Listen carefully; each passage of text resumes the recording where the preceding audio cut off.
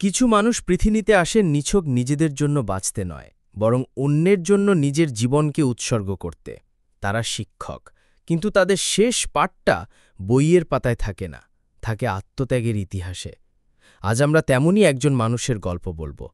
Milestone স্কুলের শিক্ষিকা মাহিরিন চৌধুরীর গল্প। তিনি শুধু একজন শিক্ষিকা ছিলেন না, ছিলেন একজন অভিভাবক, একজন পথপ্রদর্শক এবং শেষে একজন জীবনদাত্রী। সহকর্মী মাহিরিনকে আমি শুধু সহকর্মী হিসেবে চিনতাম না, সে আমার খুব ভালো একজন বন্ধু ছিল।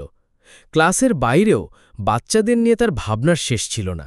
প্রায়ই বলতো, এই বাচ্চাগুলো শুধু ছাত্রছাত্রী নয়, এরা আমাদের কাছে এক একটা আমানত। ওর ক্লাসে সবসময় একটা উৎসবের মতো পরিবেশ থাকত। বাচ্চাদের হাসি মুখ দেখতে পেলেই ওর দিনটা সুন্দর হয়ে যেত। সেই ভয়াল দিনের কথা যখন মনে পড়ে, আমি শুধু ভাবি শেষ মুহূর্ত পর্যন্ত সেইটা দায়িত্ব ভোলেনি। নিজের কথা ভাবার আগে সে তার আমানতদের কথা ভেবেছিল। তার জায়গায় অন্য কেউ থাকলে কি করত আমি জানি না, কিন্তু মাহিরিন যা করেছে সেটাই তার আসল পরিচয়। সে শিখিয়ে গেছে ভালোবাসা আর দায়িত্ববোধ কতটা শক্তিশালী হতে পারে। দায়িত্ববোধের সেই চরম পরীক্ষায় মাহিরিন চৌধুরী সেদিন একা লড়েছিলেন। যখন বিপদ ঘিরে ধরেছিল, তখন তার সামনে দুটি পথ খোলা ছিল, নিজে বাঁচা অথবা নিজের ছাত্রছাত্রীদের বাঁচানো। তিনি দ্বিতীয় পথটি বেছে নিয়েছিলেন। চলুন শুনি সেই দিনের কথা এমন একজনের মুখ থেকে, যে মাহিরিন চৌধুরীর জন্য আজ এই পৃথিবীতে নিঃশ্বাস নিচ্ছে। রায়না। আমার সব কিছু ধুন্দলা মনে আছে, শুধু চিৎকার আর আতঙ্ক। আমরা সবাই ভয়ে জমে গিয়েছিলাম। ঠিক তখনই মাহিরিন ম্যাম আমাদের কাছে ছুটে এলেন। তার চোখে ভয় ছিল না, ছিল এক অদ্ভুত দৃঢ়তা। তিনি আমাদের এক জায়গায় জড়ো করে বললেন, ভয় পেও না, আমি আছি, আমি যেভাবে বলবো তোমরা শুধু সেভাবে করবে। আমরা যখন ভয়ে কাঁদছিলাম, তিনি আমাদের পিঠ চাপড়ে সাহস দিচ্ছিলেন। তিনি একে একে প্রায় ২০ জনকে নিরাপদে বেরিয়ে যাওয়ার পথ করে দেন। শেষে আমি বের হওয়ার আগে ম্যামকে বলেছিলাম, ম্যাম আপনি? তিনি শুধু স্মিত হেসে বলেছিলেন, আগে তোমরা যাও, তোমাদের কিচ্ছু হবে না, আমি আসছি।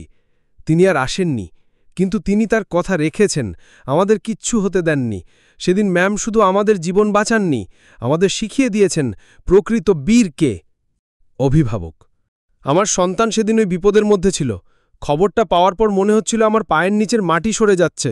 ঘণ্টার পর ঘণ্টা শুধু সৃষ্টিকর্তার কাছে প্রার্থনা করেছি। পরে যখন জানতে পারলাম আমার সন্তান বেঁচে আছে, তখন খুশির চেয়েও বেশি কাজ করছিল বিস্ময়। কিভাবে সম্ভব হলো? পরে শুনলাম মাহিরিন চৌধুরীর কথা। একজন অজানা নারী আমার সন্তানের জন্য নিজের জীবন দিয়ে দিলেন।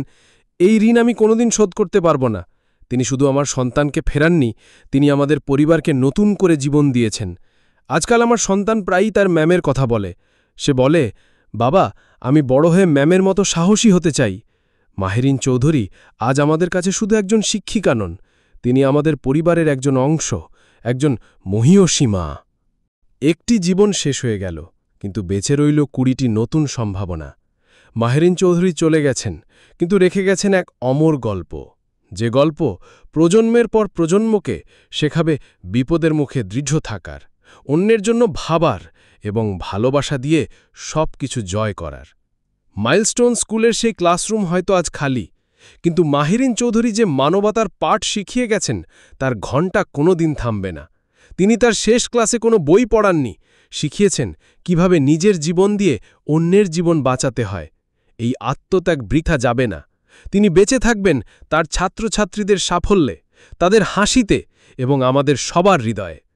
ভিডিওটা ভালো লাগলে লাইক করুন, বন্ধুদের সাথে শেয়ার করুন, আর এই ধরনের আরও ভিডিওর জন্য আমাদের চ্যানেলটি সাবস্ক্রাইব করতে ভুলবেন না। ধন্যবাদ।